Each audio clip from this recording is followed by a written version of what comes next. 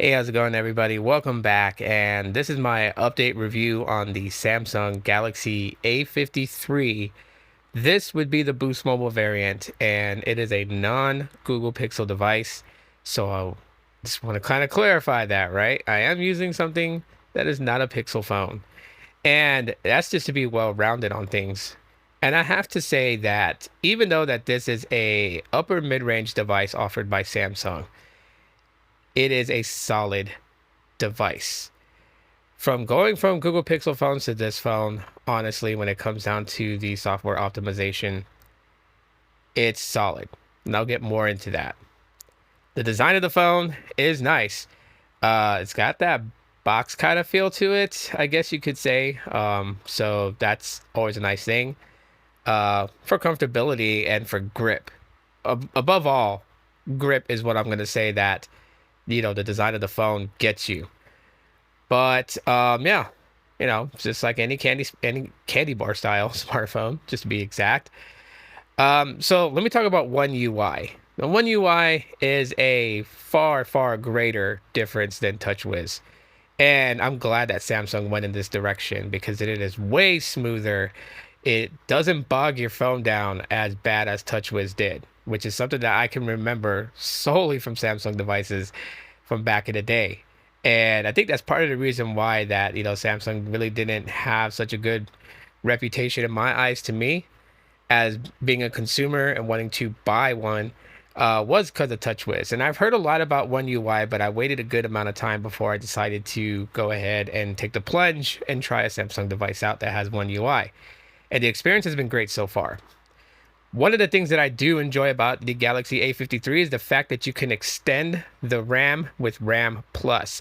Now, this is something I didn't know when I compared this phone to the OnePlus N200 that also has a similar feature where you can take part of the internal storage and use it as random access memory. Now, you can set this up to where you can extend it by 2, 4, or 6 gigabytes of RAM. That's pretty nice. Of course, it's taking part of your internal storage. So if you decide to go with 6 gigs, well, then you have to understand that 6 gigabytes of your remaining internal storage after the system and what the system takes up is also going to be used for RAM. Totally fine because I haven't ever really maxed out 128 gigs on a device, even though like maybe like 90 or maybe like 101 gigs is available. I haven't ever maxed it out. I think I always reach up to like 40 gigs. And then when I clean out stuff, it drops back to like 31 gigs. So there you have it. Cameras on this phone is solid for a mid-ranger, okay? Now, it's not going to compare against Google Pixel phones, but you have to admit, check this out, right? Snapping a photo of Knuckles and Tails.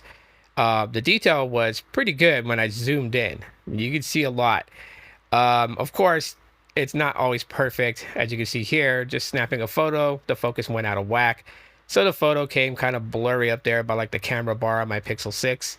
That happens from time to time. So, you definitely want to take your time taking photos. But, 9 out of 10 times when you point and shoot, it's going to capture a decent photo. And that's what counts. And that's really what people want when they take a photo. No one's really trying to be a amateur mobile phone photographer or anything like that, except for this guy here. But people just wanted to have a good, decent photo. And so this phone is going to do that. And even the selfie cam is pretty good, as you guys saw earlier. And when I waved into it, just to say hi to you guys, very solid phone. Photos and such do very, very well. Sorry for my alerts there. But yeah, with the entire experience of the Galaxy A53, it's just been great. I've been very happy with it. Also, recently, it got the updates, not able to, but it got the update to Android 13. So it is currently sitting on the latest version of Android. For those that did not know, questions about the Exynos 1280, that chip, even though it's an Exynos chip, it does pretty good. I don't get a lot of, issues as far as it processing because I guess you can say, or you can count me as not a major heavy user, I guess you can say, because I just do social media. Like the apps you see on my screen are the apps that I use. And that's pretty much it to it. So I guess I'm not a heavy user. So it handles everything I throw at it just fine. And even that little nav bar to the side of it, that's a nice touch too. I like having that. Just quick access to apps that, I just recently used. So overall, the experience has been great. And I just wanted to update you guys on that.